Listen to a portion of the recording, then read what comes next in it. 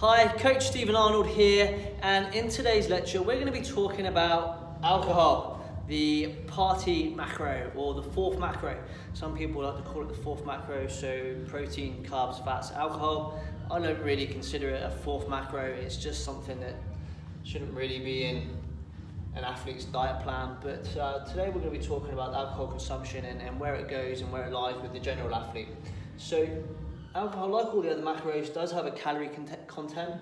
It's 7 calories per gram, so protein is 4 calories per gram, carbs is 4 calories per gram, fat is 9 calories per gram, and alcohol holds 7 calories per gram. So that is going to contribute towards our overall body weight and our overall body composition, same as any other macro. If you consume more calories than you need, you're going to gain weight, and if you consume less calories than you need, you are going to lose weight. So calories are contained within alcohol, and the amount of alcohol that you consume is going to contribute towards your overall body weight. So for example, if you were to have your full day's worth of nutrition and you have 2,000 calories, and then you sit down and have 200 or 300 calories worth of alcohol 2 or 3 nights a week, then that is going to contribute towards you gaining weight more than where you should have been if you were stuck to the plan properly. So alcohol does contain calories, and that is going to affect our body weight. But not only does the calories that are consumed within alcohol affect us, it's also the decision-making ability and the consumption of alcohol. So we all know that when we consume alcohol, our decision-making ability is impaired, which may lead us to consume foods that we wouldn't normally consume, or, as we all know, consume more alcohol. So we have a few drinks and it all seems like a really great idea, and then we drink more and more and more. So not only is the calories consumed in the alcohol we consume, but it also affects our decision-making ability, which may lead to even further carbohydrate or alcoholic or calorie consumption. Scientifically, it's been shown in studies that alcohol does actually make us replace the food that we would normally eat with alcohol if we're consuming a large amount of drinks. But generally, it does affect our decision-making ability, which leads to more alcoholic consumption and more food consumption. So it's certainly going to contribute towards your overall scale weight and body composition. But not only does it affect us in a body weight sense, but it also affects us in a digestion sense as well. So alcohol affects the absorption of other nutrients. So when we have alcohol in our body, it damages the cell lining in the gut and also in the small intestines. So it can cause things like bloating, digestive discomfort, and also stop us from absorbing those vital nutrients that are put in our nutrition system, our nutrition plan, for a purpose of nourishing the body. So it's going to affect that, but also it stops the body from producing pancreatic enzymes as well, which is going to lead to digestive issues. Digestive issues. So off the bat, it's not painting a very pretty picture for alcohol, but that's not to say that I'm totally against it. So by now you should have established, or should have realised, that I'm all for balance. I'm all for balance. I want you guys to be enjoying the process, enjoying your dieting phase, enjoying the journey that you're on, and it shouldn't be filled with restrictions and sacrifice. That's not proper or correct dieting. It is all about balance. And in terms of long-term health, there's no detrimental effects on having 1 unit of alcohol per day, every day of the week, compared to people that don't drink. People that don't drink have just the same amount of health, or the quality of health, as people that have 1 unit per day, every day. But it's where that we go to this decision-making ability again. Where is 1 drink? Like, is it 1 drink, or does it lead to 3 or 4?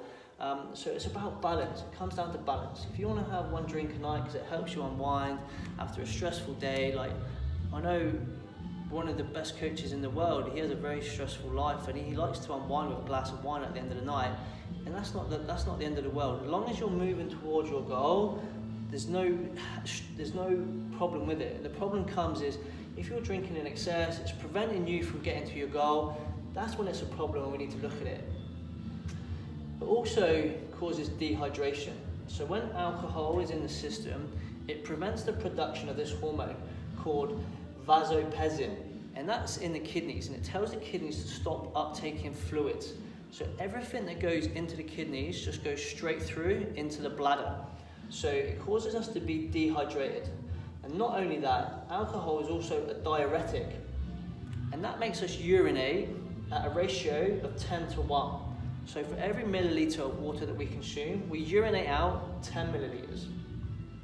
So it stops the absorption through the kidneys. It also causes us to urinate at a ratio of 10 to 1, causing dehydration.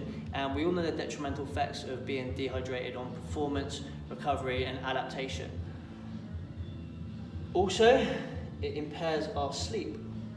Now you're all thinking, hang on a minute, I sleep like a baby when I've had a drink, I'm out like a light.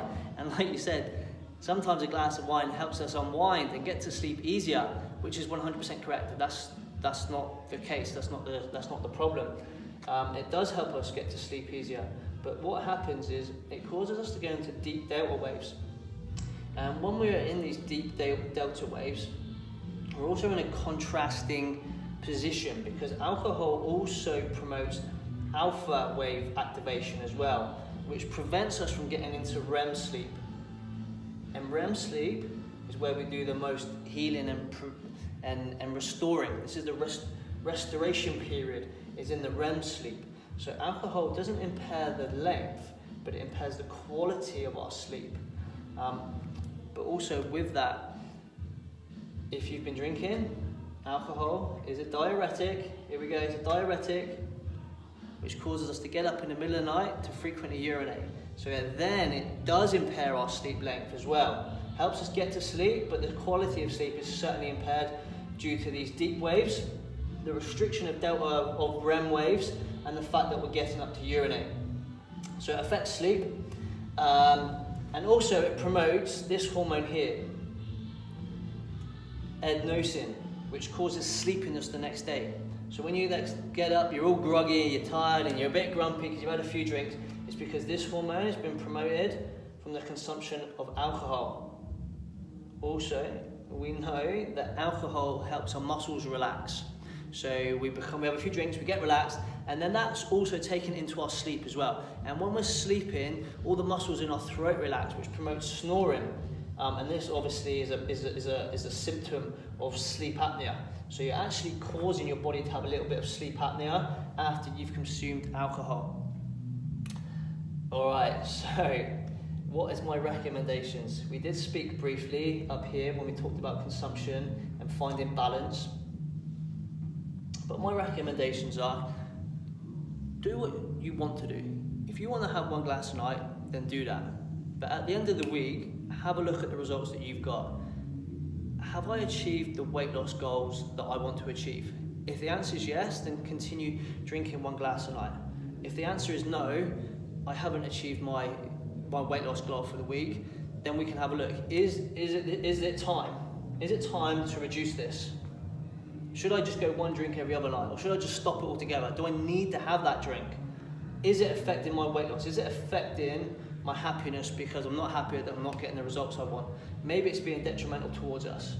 If you're currently drinking 2 or 3 or 4 glasses a night on average, then I would recommend that you try to reduce that because you are damaging your health and risking your health. So let's reduce the alcohol down to 1 glass a day, and then from there, just assess the results that you're getting. Are you moving towards your goal, yes or no? If the answer is no, then let's have a look and maybe reduce it altogether, because it does contain calories, and it does affect our health in a number of other ways. So my recommendation is find what works for you. If you're happy having a glass and you're still losing weight, then that's a-okay. If you're having 1 glass a night and you're not losing weight, then look to change. And if you're consuming more than 1 glass a night on average per week, then look to just reduce that. There's a lot of evidence here that it doesn't look too favourable upon alcohol, but obviously there are benefits to it because it does help us unwind. So my recommendation is just do what works for you and do what you're happy with. There's a lot of information there, and I hope that's helped you understand alcohol a little bit more. Thanks for tuning in, thanks for listening, and I'll see you all very, very soon.